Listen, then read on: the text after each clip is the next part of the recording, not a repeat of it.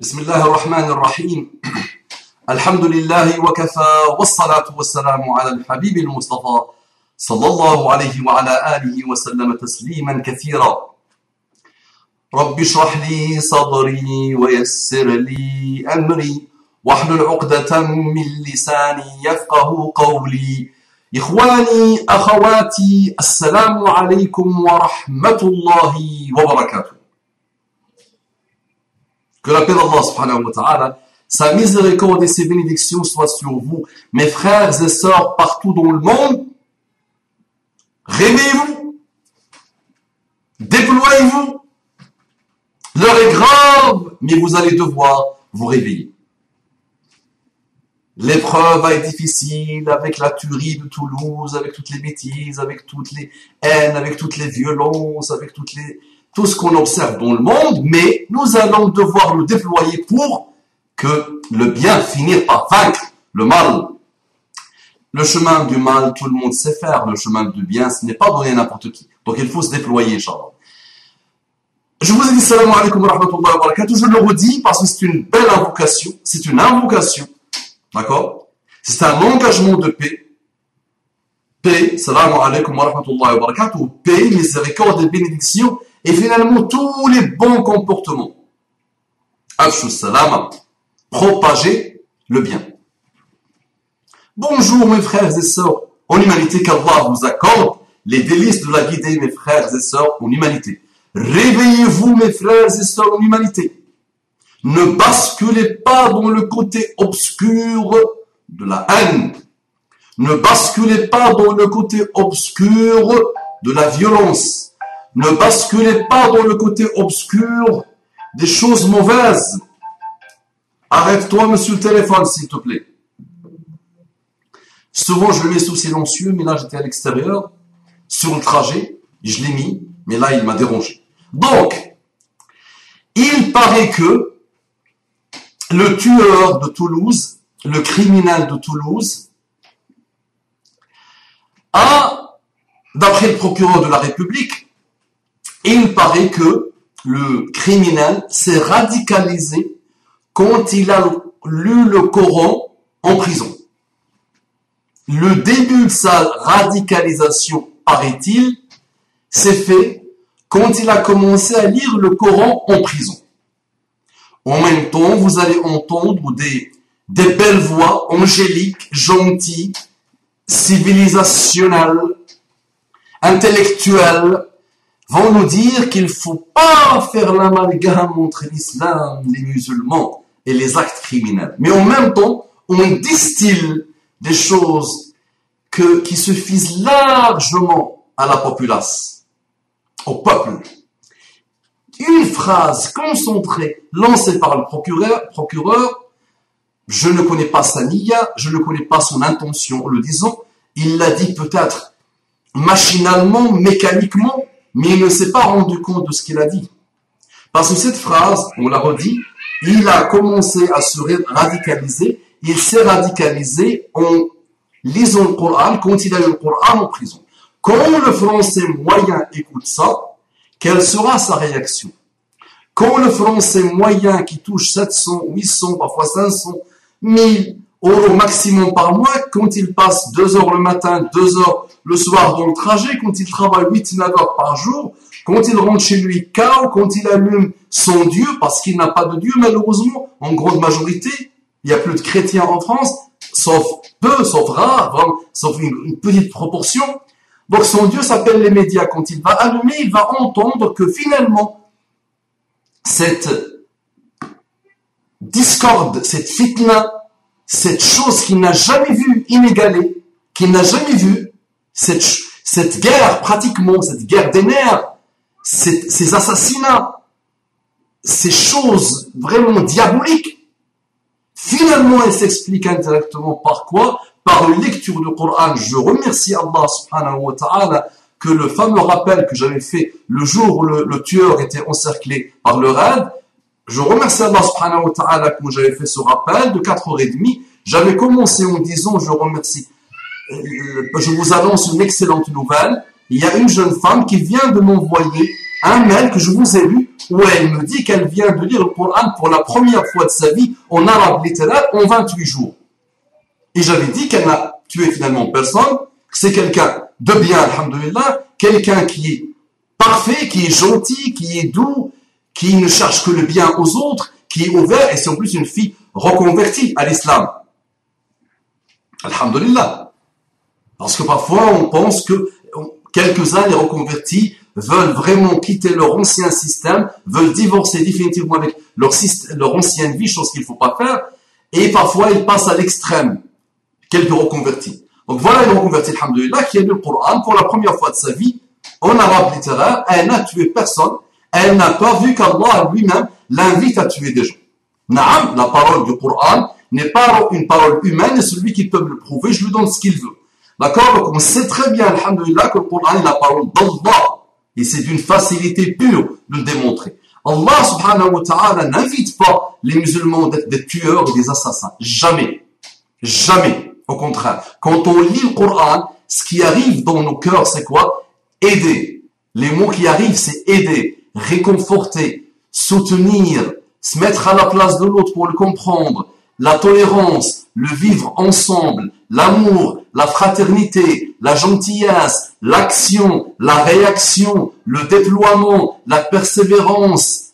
Eh oui, le comportement excellent même avec l'injuste, même avec l'oppresseur, on doit atteindre l'excellence. Donc le Coran, attention, de dire ou d'essayer d'inoculer le virus en disant en même temps que vous ne faites pas l'amalgame, attention, là il y a un énorme amalgame extraordinairement satanique, extraordinairement bas qu'il faut éviter. Parce que là, on rajoutera le feu au feu. Il n'y a rien à faire avec les 6 millions ou 7 millions d'après des stats autres, ou 10 millions de musulmans qui sont en France. Il n'y a rien à faire avec les 50 millions d'Europe. Rien à faire. Soit vous importez de l'histoire européenne un Hitler pour qu'il essaie de les exterminer, et ça ne va pas marcher.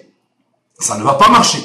Soit on est intelligent et on s'ouvre à la tolérance, on s'ouvre à la souplesse intellectuelle, on s'ouvre à l'intelligence, on s'ouvre à la gentillesse, on s'ouvre à la compréhension de l'autre, on s'ouvre à vivre avec l'autre, on s'ouvre à la vie ensemble, au partage ensemble, et là on va gagner tous ces Shabbats. Sinon, ça va être de pire en pire.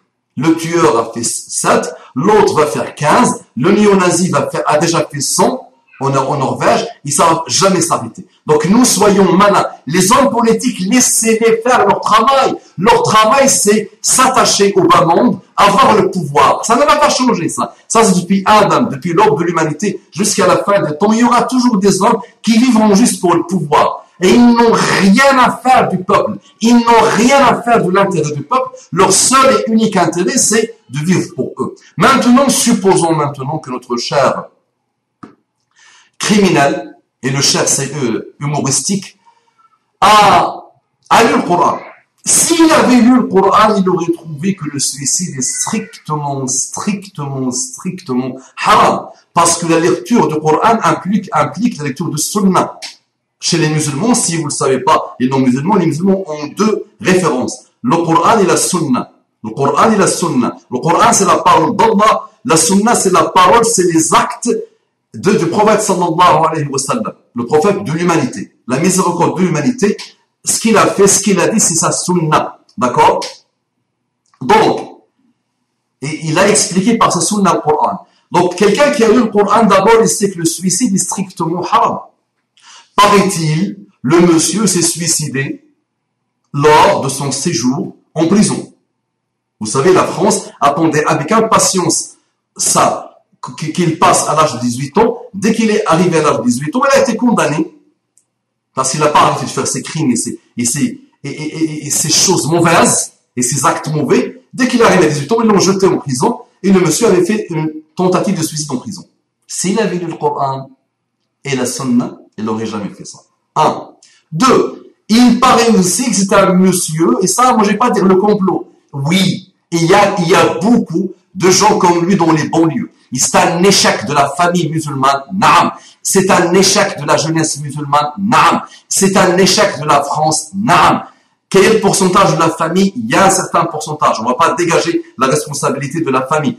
C'est quoi la responsabilité des familles, des pays d'origine? Il y a une responsabilité des pays d'origine, oui. Il y a aussi une responsabilité de la France, oui. Il y a une responsabilité de l'école, oui. Il y a une responsabilité des médias, oui. Chacun a son pourcentage de responsabilité dans ce qui s'est passé en Norvège, ce qui s'est passé en Belgique. L'autre le drogué qui vend la drogue, le dealer de drogue qui avait tué des gens et qui s'est tué lui-même, et l'autre qui a tué le criminel de Toulouse qui a tué des gens. Il y a des responsabilités, oui. Et à un moment donné, on va devoir les voir. S'il avait lu le Coran, il aurait vu que l'alcool est strictement interdit. Il paraît que c'est un jeune qui aime l'alcool, qui aime boire et qui aime les filles. D'accord? Et c'est pour ça, les services secrets, moi-même je le disais, comment se fait-il que les services secrets, la DST n'a rien fait, alors qu'il était surveillé depuis un moment? Paraît-il, la DST, il avait surveillé, elle avait vu que c'était un jeune normal qui boit l'alcool, qui fornique, qui couche à droite et à gauche et qui n'avait aucun lien avec l'islam. Voici un très beau fondamentaliste du temps moderne. Qu'est-ce que c'est que maintenant quelqu'un qui a lu le Coran? Qu'est-ce que c'est qu'un salafi? Qu'est-ce que c'est qu'un musulman? Qu'est-ce que c'est quelqu'un qui pratique l'islam? Qu'est-ce que c'est quelqu'un qui connaît l'islam? Si il ne connaît pas le début de l'islam, vraiment la petite alphabet initiale de l'islam. Le suicide est strictement interdit en islam. L'alcool est strictement interdit en islam. S'il avait lu le Coran, il l'aurait su. La fornication avec des filles, c'est strictement interdit en islam. Vivre dans les futilités, c'est strictement interdit en islam. Ne pas respecter sa maman, c'est strictement interdit en islam. Regardez l'état de sa maman, la pauvre. Regardez ce qu'elle va subir. La perte qu'elle a eue en perdant son fils, d'accord, qui a mal tourné depuis pratiquement sa naissance, et tout ce qu'elle va vivre maintenant. Elle est en garde à vue. Quelqu'un peut être la cause pour que sa maman soit en garde à vue. Comment elle peut rencontrer Allah alors que c'est pas sa cause, à cause de lui que sa maman, elle est en garde à vue, surtout si elle n'a rien fait. Et en général, ce sont des dames qui n'ont rien à voir avec ce type de malheur. D'accord? Donc en islam, il est strictement interdit de faire ça à sa maman, de ne pas respecter sa maman. En islam, il est strictement interdit de voler. Strictement. Et vous savez la sentence que l'islam demande pour le voleur. Eh oui, s'il a vu le Coran. En islam, on braque pas, parce qu'apparemment, il loue des véhicules, il achète des armées, les armées, il a même un gilet pare-balles, le monsieur, il est bien équipé. Ah! Tout ça, apparemment, c'est l'argent de la drogue et l'argent des braquages et l'argent des bêtises qu'il fait. S'il a vu le Coran, il aurait su que c'est strictement interdit. Dealer, drogue, il vend la drogue, dealer, le monsieur. Donc, s'il a vu le Coran, il aurait su qu'on ne la consomme pas, la drogue, on ne la vend pas. On ne s'approche pas de la drogue. Ah oui. S'il a vu le Coran, il ne va pas prendre un sabre et courir derrière une dame pour la tuer, pour la menacer. S'il a vu le Coran, c'est strictement haram. Juste faire un geste comme ça, pour menacer quelqu'un, strictement haram en islam. Juste un petit geste comme ça pour faire peur à quelqu'un. Faire peur à quelqu'un. S'il a vu le Coran, il frappe. Comment il peut oser frapper une dame et sa fille? Apparemment, il a été la cause, il a fait des hématomes et il était le caïd dans son quartier. Et on les connaît, attention, pas se mentir, on les connaît aujourd'hui. Et dans la banlieue, dans les banlieues, dans n'importe quel endroit aujourd'hui de France, que ça soit banlieue ou pas, il y a aujourd'hui des dealers d'origine, si vous voulez parler de l'origine, d'origine maghrébine, supposons, il y a aussi des dealers d'origine française. Dans les prisons françaises, il y a ceux qui sont d'origine maghrébine sont là pour les petits délits, et ceux qui sont d'origine pure souche française, même si je n'aime pas le mot, qu'est-ce que c'est que pure souche? Ils sont là pour les gros crimes, les assassinats, l'inceste, les viols. Et oui, faisons des statistiques.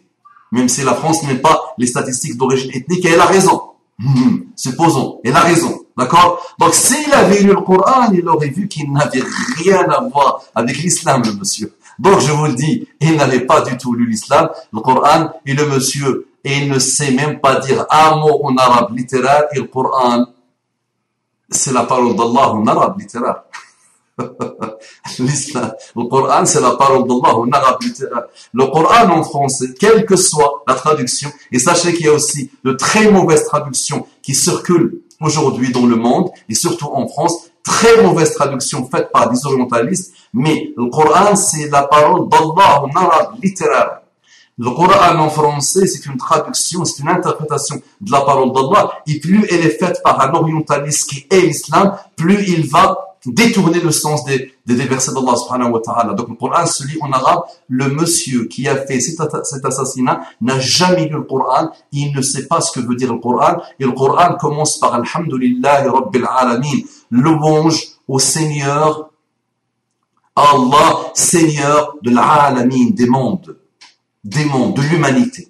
Et la dernier mot pour le Coran, Min al-jinnati wan-nas, il finit par nas, les gens, les humains. Nous devons un énorme respect par l'humain d'abord. On lui doit un énorme respect. On doit bien se comporter avec. On doit faire peur à personne. Le muslimu man salima an-nas min lisanihi wa yadihi. Le muslim, c'est celui que les gens ne craignent pas son lisan et sa main. C'est-à-dire, ils ne craignent pas le mal de sa part. Jamais de mal, ni avec la langue, ni avec la main. Donc le monsieur, vous avez compris par A plus B, intelligemment, logiquement, mathématiquement, que le monsieur, le tueur de Toulouse, le criminel de Toulouse, n'a jamais lu le Coran, il n'a jamais compris un seul mot du Coran. Et j'ai oublié l'une des plus grosses choses dans le Coran. Un verset du début du Coran dit: celui qui tue une seule âme, c'est comme s'il a tué toute l'humanité. Et celui qui fait vivre une seule âme, c'est comme s'il a fait vivre toute l'humanité. Salam alaikum wa rahmatullahi wa barakatuh. Je compte sur vous pour propager ce rappel. Les Français, les non-Français, les Italiens, les Norvégiens, le monde, les gens du monde, quel que soit votre pays, je compte sur vous pour appuyer sur le bouton partager et partager. Salam alaikum wa rahmatullahi wa barakatuh. Que la paix d'Allah subhanahu wa ta'ala soit et ses miséricordes et sa bénédiction soient sur vous.